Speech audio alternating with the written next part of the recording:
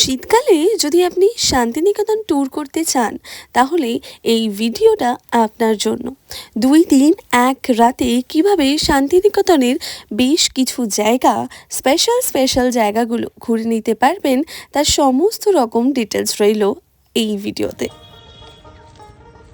হাওড়া থেকে 8:55 কুলিক এক্সপ্রেস ধরে আমরা পৌঁছে গেলাম বোলপুর শান্তিনিকেতন প্রায় 11:30 পৌনে 12টার মধ্যে, এবং সেখান থেকেই টোটো ধরে আপনি আপনাদের নিজের পছন্দ মতো হোটেল বুক করে নিতে পারবেন। স্টেশন থেকে মাত্র 15 মিনিট দূরে আমাদের হোটেল ছিল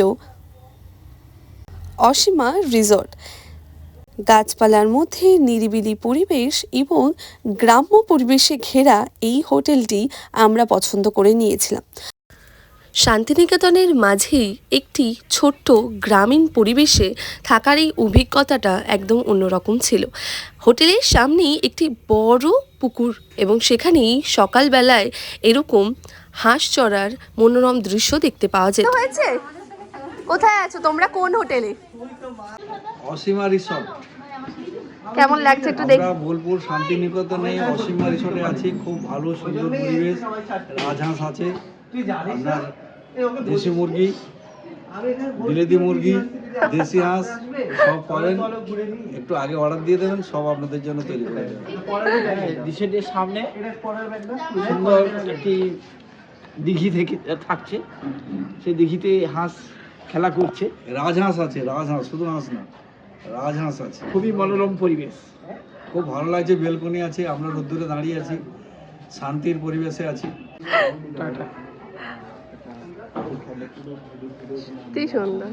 হোটেল থেকেই ফ্রেশ হয়ে আমরা তাড়াতাড়ি বেরিয়ে পড়েছিলাম লাঞ্চের উদ্দেশ্যে এবং সাইট সিনগুলো ঘুরতে। আমরা হোটেল থেকে বেরিয়েই এখন কোথায় যাচ্ছি? খেতে। খাওয়ার হোটেল। যারা শান্তিনিকেতন বেড়াতে আসবেন তারা একদিনের জন্য স্টেশন থেকে নেমে হোটেলে আসবেন। হোটেলে খাওয়া দাওয়া করেই সঙ্গে সঙ্গে বেরিয়ে পড়বেন সাইট সিন দেখার জন্য।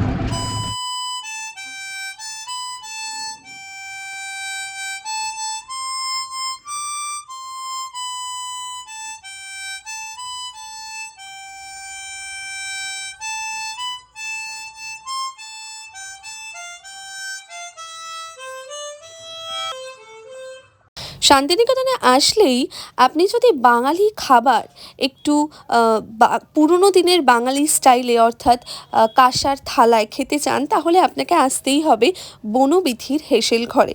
এখানে ভেজ থালি আছে এবং তার সাথে সাথে আপনি মাছ মাংস নিজের পছন্দ মতো অ্যাড করতে পারবেন।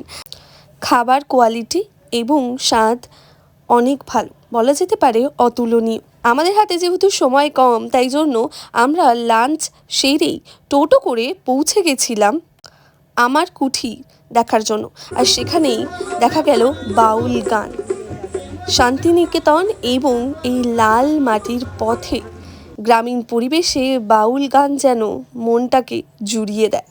কুটিরটা খুবই ভালো। এখানে হচ্ছে আমরা কেনাকাটিও করতে পারবো, গান বাজনাও শুনতে পারবো।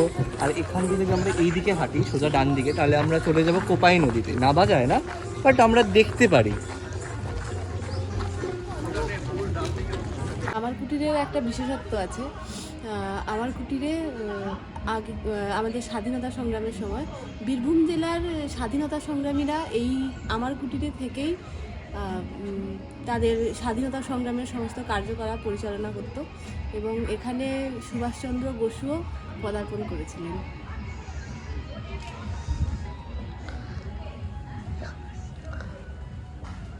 এই সে আমার কুঠিরের এক্সিবিশন হল। সমস্ত রকম স্বাধীনতা সংগ্রামীর ছবি, বিপ্লবীদের ছবি রয়েছে। আমার কুঠিতেই দেখতে পেলাম বাটিক কিভাবে তৈরি হয়, তারা প্রশিক্ষণ নিচ্ছেন এবং এইখান থেকেই আমরা টোটো করে একদম পৌঁছে গেছিলাম শান্তিনিকেতনের সবচেয়ে আকর্ষণীয় জায়গা সোনাঝুরি হাট।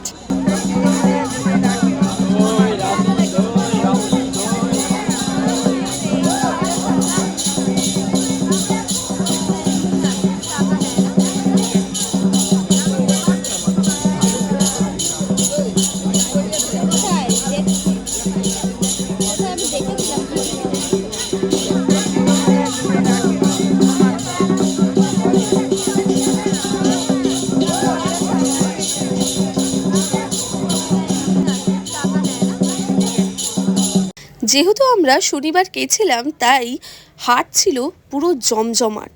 সিজনে শনি এবং রবিবার হাট কিন্তু জমজমাট থাকে।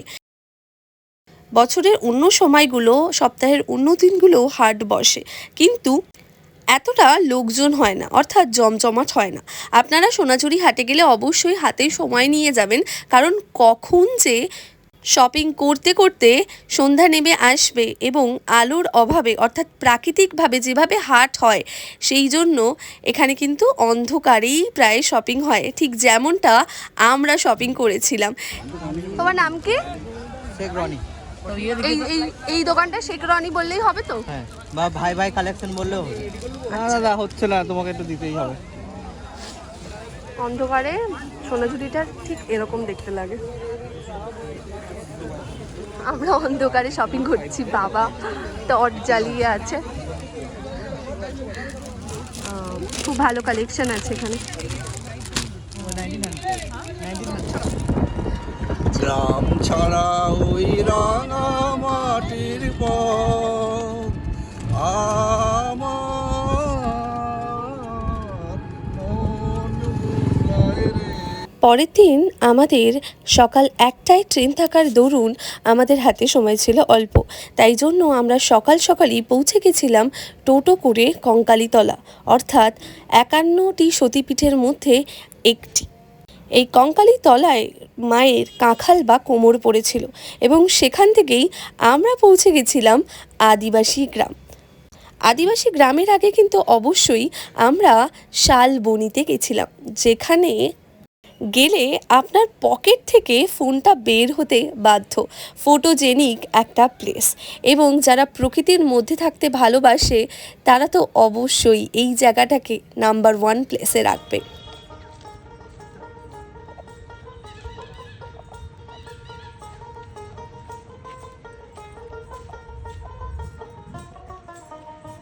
এই জায়গায় কিন্তু অনেকগুলো ছবির শুটিং হয়েছে এবং সেখান থেকেই হাঁটতে হাঁটতে এই আদিবাসী গ্রাম, যেখানকার জীবনযাত্রা একটু কষ্টের এবং অনেক কিছু শেখার। এখানে প্রত্যেকেরই মাটির বাড়ি, তারা জীবিকা নির্বাহ করে এই শান্তিনিকেতনের বিভিন্ন রকম হোটেলে কাজ করে। আর এরপরেই আমরা পৌঁছে গেছিলাম বিশ্বভারতীতে, অর্থাৎ শান্তিনিকেতনের মূল আকর্ষণ। শনি রবিবার ক্যাম্পাসের ভিতরের রাস্তাটায় টোটো ঢুকতে দেয় না, তাই আমরা বাইরের দিকেই ক্যাম্পাসের পুরো চত্বরটা, যেটা ওপেন ফর অল থাকে, সেই জায়গাটা ভালো করে ঘুরলাম এবং সমস্ত রকম ঘোরাফেরা করে আমরা পৌঁছে গেলাম আমাদের হোটেলে। যেহেতু আমাদের সকাল 1টায় ট্রেন ছিল, তাই জন্যই আমরা লাঞ্চ প্যাক করে ট্রেনে উঠে গেছিলাম। এই ভিডিওটি কেমন লাগলো অবশ্যই জানাবেন, এবং এই একদিনের ট্যুরের কোনো যদি ইনফরমেশান লাগে আমাদের ভিডিও থেকে তাহলে অবশ্যই কমেন্ট করে জানাবেন। পাশে থাকবেন, লাইক, সাবস্ক্রাইব, কমেন্ট ইচ্ছা করলে করবেন এবং অবশ্যই ভালো রাখবেন।